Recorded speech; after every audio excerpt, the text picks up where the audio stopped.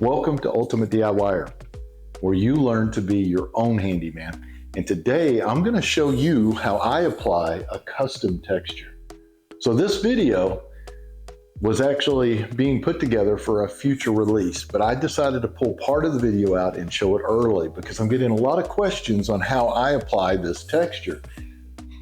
If you're familiar with a Santa Fe texture, it's a very thick texture. And in this video, I'll show you how to apply a Santa Fe texture, which will be the first texture. It's very thick. And then I'll show you how I like to do a custom texture with certain lines and movements in it, which gives it a little bit more of a modern look. So let's go ahead and get into that video and I'll show you how I do it.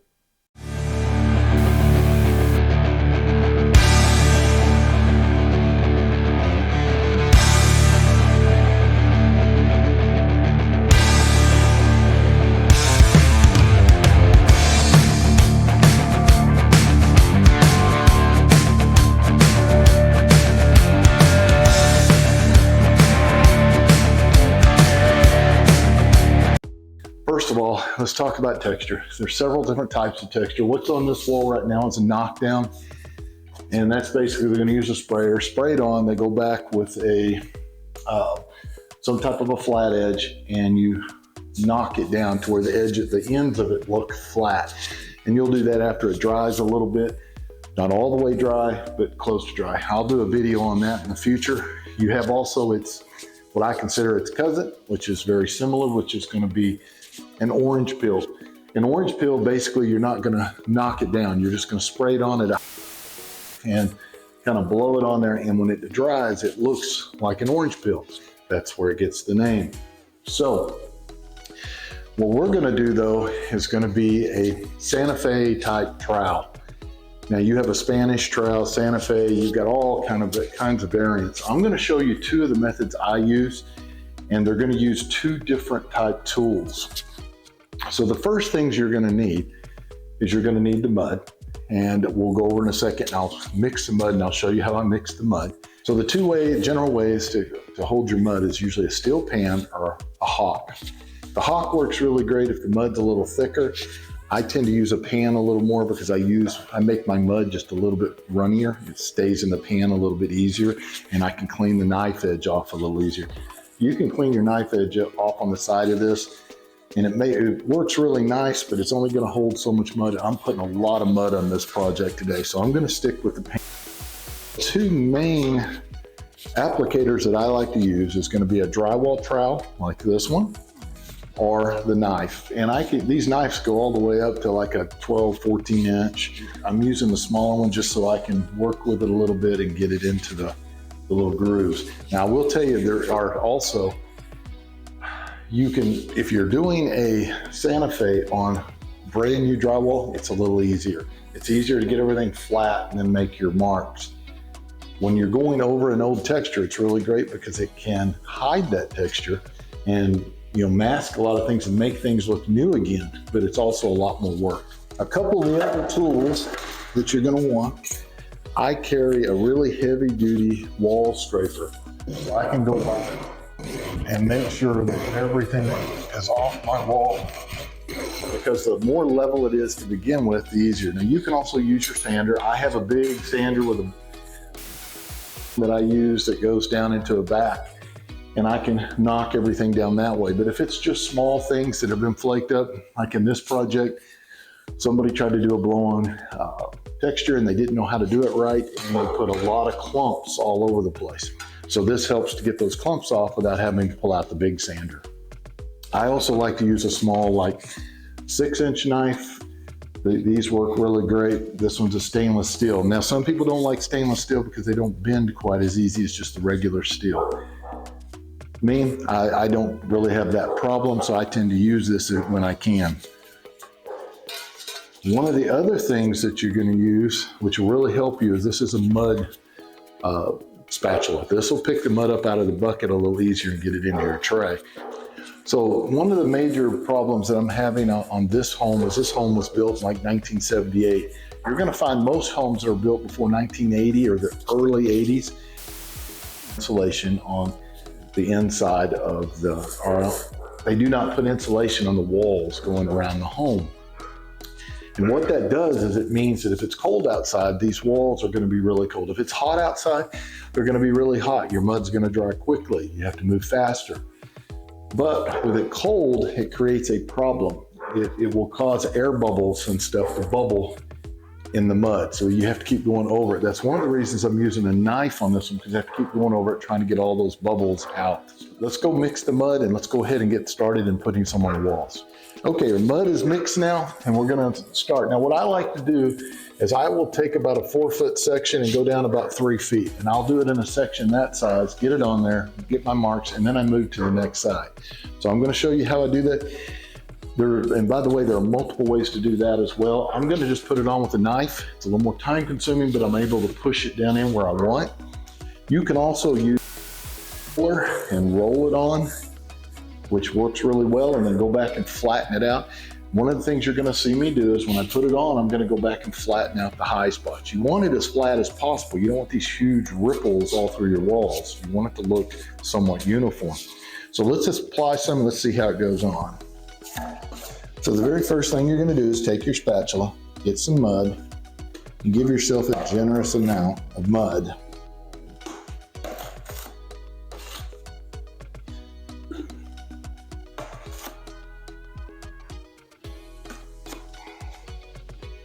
And then I just leave the spatula in the mud off to the side. All right, so I've got my mud in my pan. You're going to see a lot of guys, their pans are totally spotless. That's generally for the camera. In real life, you're going to expect to get mud around everything. Wear some gloves because it will dry out your hands. I mean, if it doesn't bother you, it doesn't bother you. You don't have to. It just tends to dry them out. So use your knife, and how I put mine on the knife is like this. I get it on there just like so. And what I'll do is I'll take the edges and knock it off. So when I'm running it down, it doesn't push it out and drop everywhere. And just pick a corner like this, start at the top and work your way down.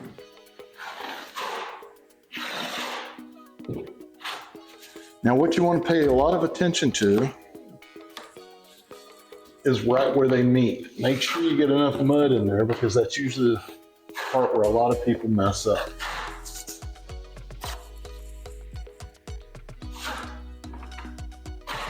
And that means both directions. So I will take and make sure I've got it over here and all the way in that corner, all the way down.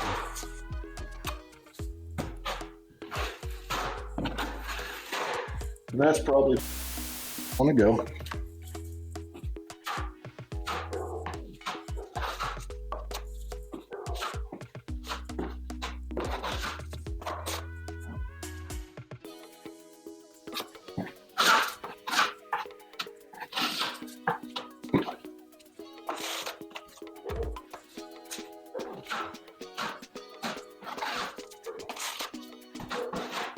We'll go ahead and take it to this edge.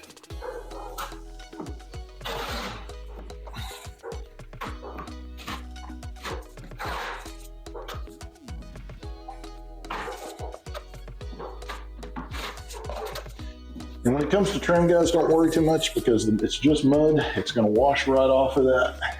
It's very easy to fix. All right, so now that I've put the mud up there, what I want to do is I'll start back in the corner. And I'm already seeing the bubbles coming out. I don't know if you can see it in the camera, but it's because this wall is cold. So we're going to start here. You don't tip your knife up this way. You're going to tip it down and you're going to slowly pull down. Start here again, slowly pull down. All the way to the edge and pull down. Take your knife, clean it off. Set that down here, the way I can get out of the camera view. Just like that, and pull down. If you see the little hole starting, you may have to go over it a couple of times, but keep the knife pulled way down, you won't pull off your mud. If you see a spot that looks really low, you may have to go back and add a little bit more mud. Just like that. And all the way down. Now look like I have some that needs to go right there.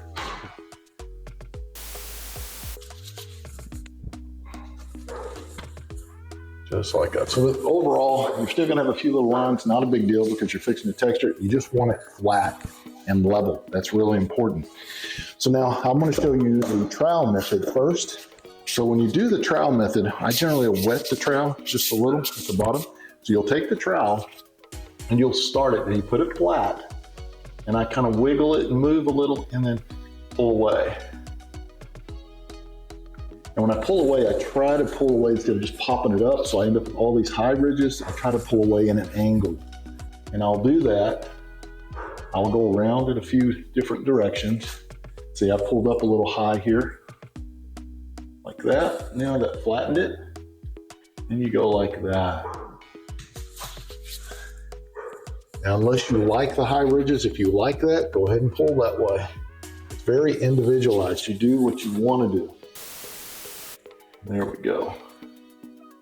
Yeah, it's starting to look really nice. Now this is a much thicker texture this way.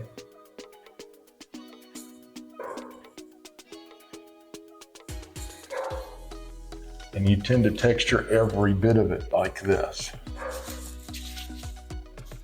And the thing is, you don't want to go all in one direction. You want to be moving backwards and forwards. So that is a very thick, like Santa Fe, almost Spanish in between. And I'll do this a lot on certain walls, depending on what the customer likes. So, and by the way, if you mess up and you don't like this, it's very easy to fix it. You just start again, and you just knock it back down. And you keep doing it until you get what you like. Now, when you work with the trowel, it's going to be an even pressure, push and move. Now, when you work with the knife, it'll be different. I'm going to want to put, as I make my marks, I'm going to put a little more pressure on one side. And if I want it lighter, a lighter line, I'm going to keep the knife pushed in. If I wanted it deeper, I'm going to angle the knife outward. It's kind of like feathering. So like here, say I'm going to come back later and do this. So I don't want a whole bunch of glob built up at the bottom. I'm going to put my weight on this side and lift this side up and feather this edge. So I'm going to go like that. You can see the mud that pulls off. Now I'll go back on this side, same thing, weight on this side of the knife and feather. And it takes that off. So now I can mark this, come back later and join in case it dries before I get to this part. So how I do this is I'm going to take the knife and I want to start here on this side, and I'm going to do like that and make my line. Pulls off that much mud. And then I'm going to go back, say here, like that. I'll leave a little mud on there this time, that. And I'm going to start from the bottom, go up, like that. The thing is, you don't want it to look the same all the way through. You want it to look individual, like it was just kind of thrown up there. And don't be afraid to go over the marks. And one thing I'll do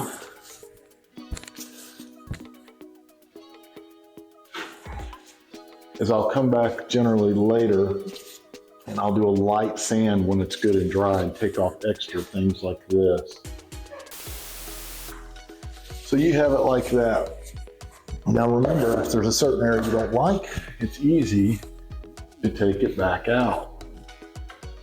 Say I don't like that area. Here.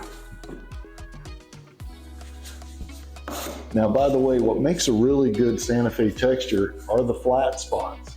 So don't be afraid to leave flat area.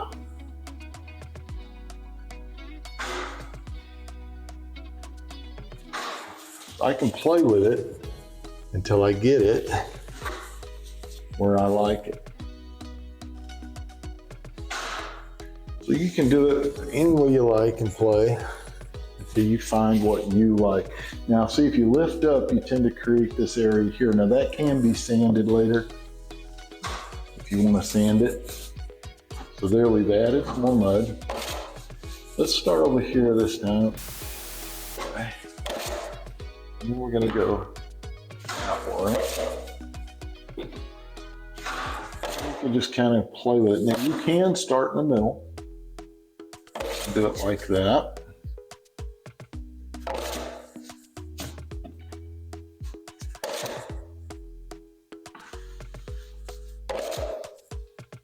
Now that looks a little busy right there, so I'm gonna clean that up. So you can make it look like that. That actually doesn't look too bad. So there's a multitude of ways to do it, and it depends on your individual style and what you like. And speaking of that, just so that you know, one of the big tricks to putting on texture is if you have someone putting texture on the room, that same person needs to be the person who puts it on throughout the whole room. He'll have a certain method of doing it. If you have one person on one wall and him on another, or two different people, you're gonna, so have one person apply your texture, especially room by room. Now, if you go to a different room, you can switch to a different person because it's gonna have its own individual look, not a problem.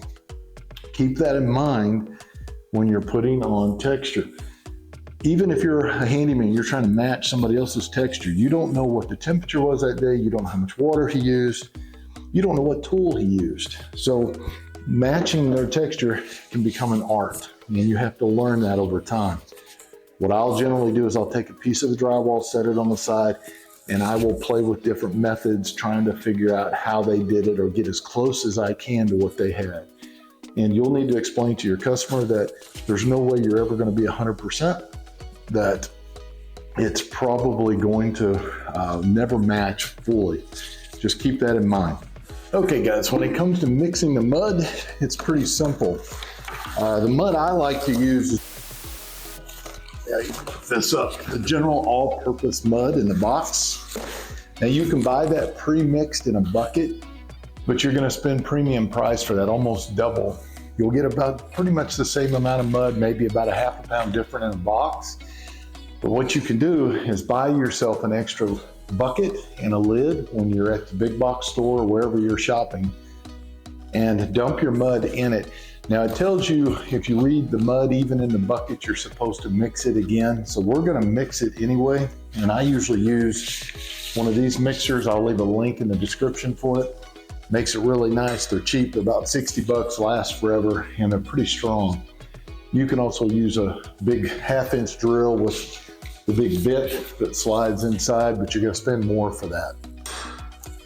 So what I'm gonna do is I'm gonna take the mud, I'm gonna put it in my empty bucket. I have a bucket of water here. I can add a little bit of water, really thick. I want it to slide on easily, but I don't want it too runny. So we're gonna make it more like a peanut butter-ish mixture, and I'll show you how I do that. And as soon as we've got that done, we're gonna go ahead and head back to the wall, and we're gonna start applying some of this mud. So let me show you though how it actually, I open the box, put it in and mix it. All right, so like I said, I've got an empty bucket here. I've got another empty one with water. Now, if you're going to be doing this for a couple of days, I would suggest at night, put the lid on. If you don't have a lid, put a trash bag over it so air doesn't get in. After about 2 days, take your last bit of mud, use it, and then wash the bucket, because you're gonna get buildup around the sides and you don't want that in your mud later. So let me move the water out of the way for a second so I can show you how I open these. I already cut the tape to make it easy, but these bags come, all they are is folded over. Just like this, and it looks like clay inside of it. So take the bag, lift it up out of the box. And then what I'll do is I just put it inside of my bucket.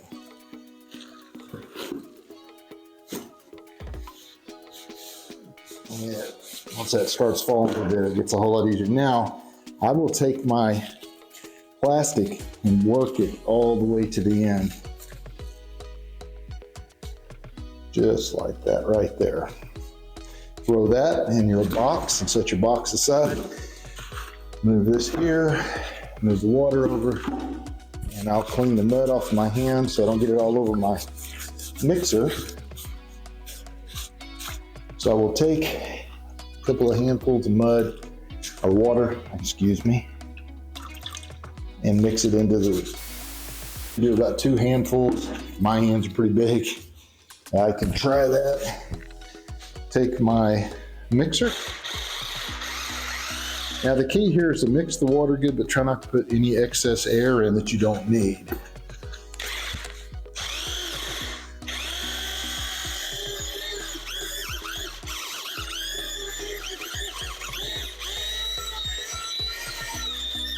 Make sure you get all the way to the bottom really good.